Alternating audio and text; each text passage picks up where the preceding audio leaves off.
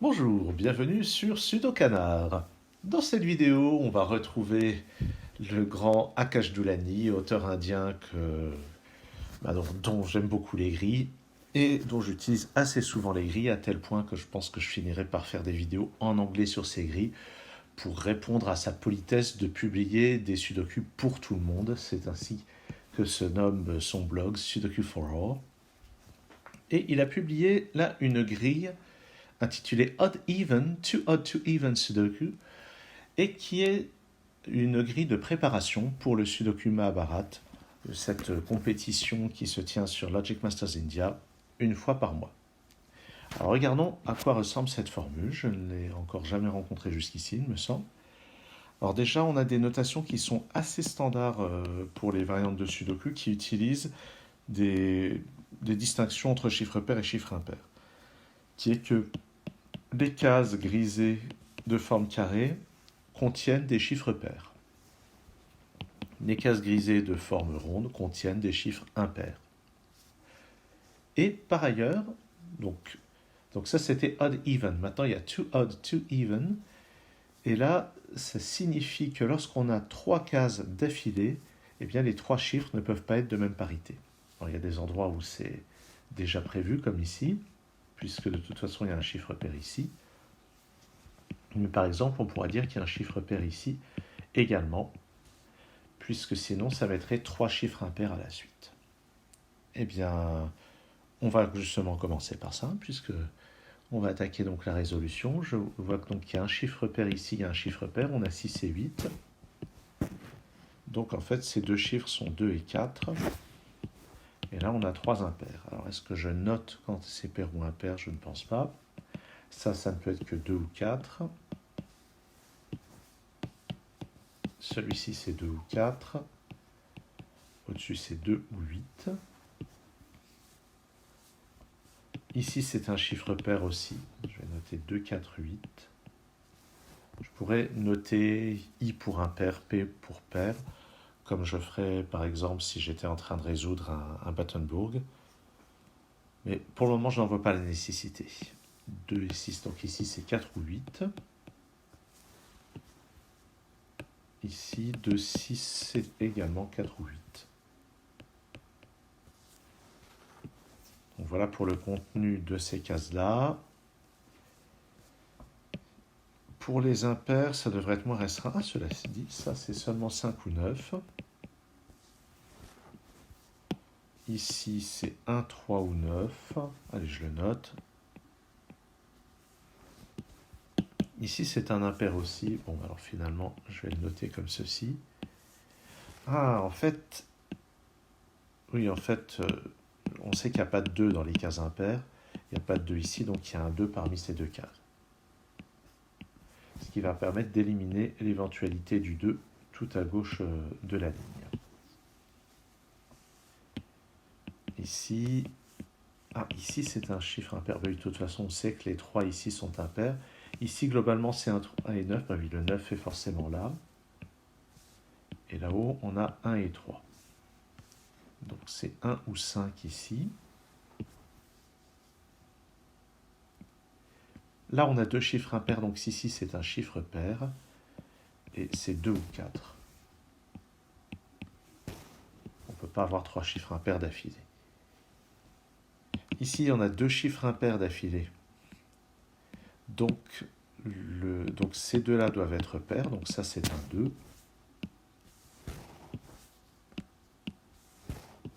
Et ici, ça n'est pas 2 ni 6, donc c'est 4 ou 8.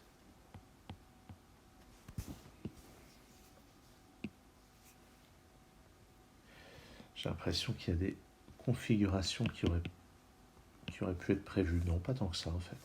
Ici, on a deux impairs, donc ça, c'est un chiffre pair. Ça va donc être 2 ou 8.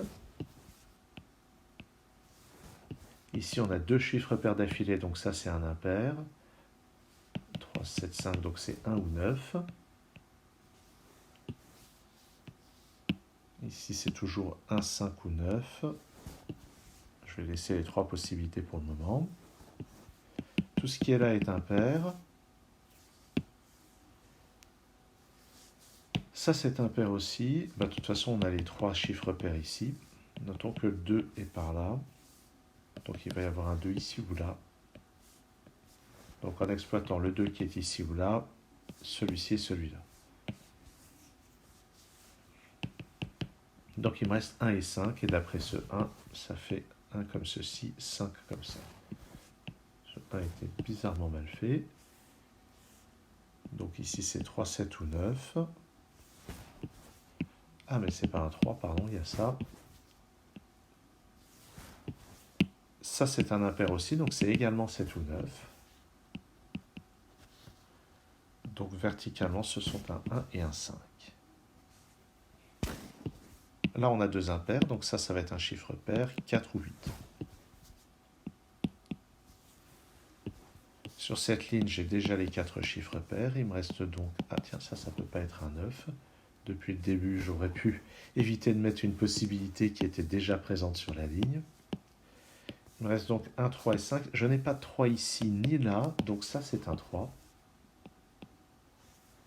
Et il me reste sur la ligne à caser un 1 et un 5. Mais ça ne peut pas être un 1. Donc c'est un 5 et j'ai un 1 là. Qui va rebondir pour mettre un 3 ici et un 1 là.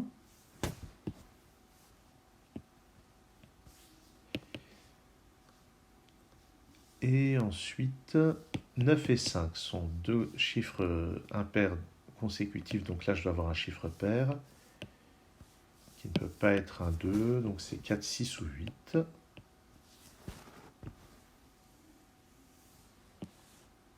Le 7 n'est pas là-dedans. Donc dans la colonne, il est forcément là.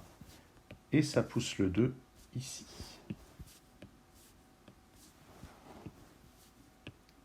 Il me faut un 3 quelque part là-dedans. Il n'est pas là, donc il est là. Et le dernier chiffre pair est ici. Ça n'est pas un 6, donc le 6 est dans cette case. C'est donc un 4 ou un 8. Et on note que 2, 4 et 8 sont dans ces 3 cases. Là-haut, il me manque 5 et 6. Et d'après ce 5, ça va être 6 en haut, 5 au milieu.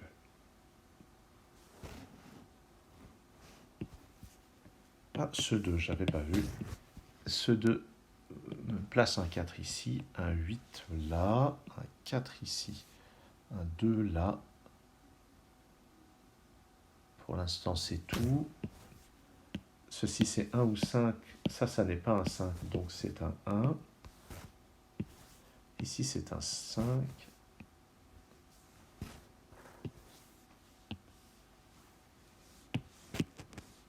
Là-haut, je n'ai pas de 4, donc dans la colonne, le 4 ne peut être qu'ici. Et il me manque ici 2 et 8. Donc ici, c'est un 3.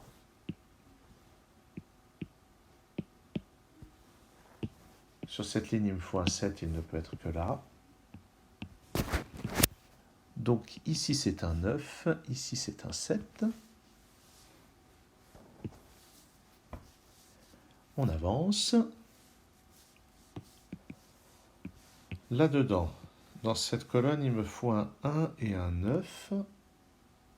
Et on n'a pas la réponse pour le moment, donc je vais juste les noter.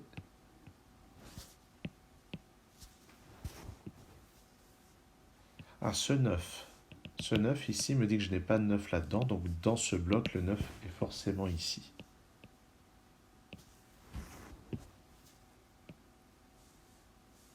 Tiens, je n'ai pas regardé si je pouvais de nouveau appliquer la logique. Ah oui, ici. J'ai 2 chiffres impairs ici, donc ici c'est un chiffre pair. 2 et 6 sont déjà pris, donc c'est 4 ou 8 ici. Et maintenant, le 9 n'étant pas là, sur cette ligne, le 9 ne peut être qu'ici. Ce qui me place le 1 en bas. Et c'est donc un 1 dans ce coin supérieur droit. En bas de la grille, il me faut un 5 et un 8. Je n'ai pas encore la réponse. Juste à côté, il me faut un 7 et un 9. Ça sera donc comme ceci. En utilisant ce 9.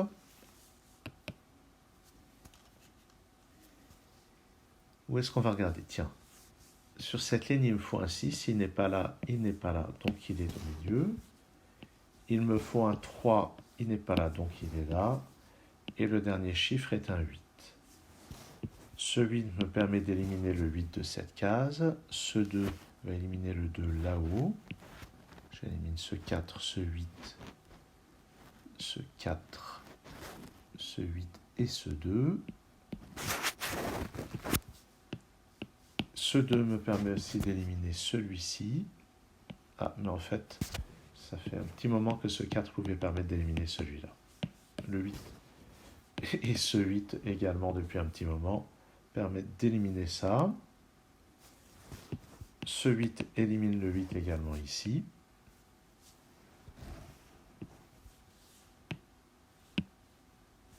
Dans cette colonne, il me manque un 5 et un 4. D'après ce 4, c'est le 5 ici, le 4 là. Et ce 5 permet de résoudre les ambiguïtés à droite, ici également. Il me faut maintenant un 1 et un 7. D'après ça, c'est comme ceci. Alors là, j'ai arrêté de vérifier si c'était conforme à la contrainte. Bon. Je vais partir du principe que c'est le cas. Il me manque maintenant un 5 et un 8 qui semblent clasher avec cela, ou disons donner deux possibilités. Mais comme là, on a le 7 et le 1 qui sont deux chiffres impairs, ici, ça ne peut pas être un chiffre impair. Donc c'est ici qu'on met un 8, ici qu'on met un 5, et ça résout ce qui se passe en face. Et voilà qui termine donc la résolution de ce odd-even to odd-to-even Sudoku, composé par Akash Doulani pour préparer Sudoku Mahabharat. Et c'était très agréable à résoudre. Donc un grand merci à Akash. Merci à vous d'avoir suivi cette vidéo. À très bientôt sur Sudokanar.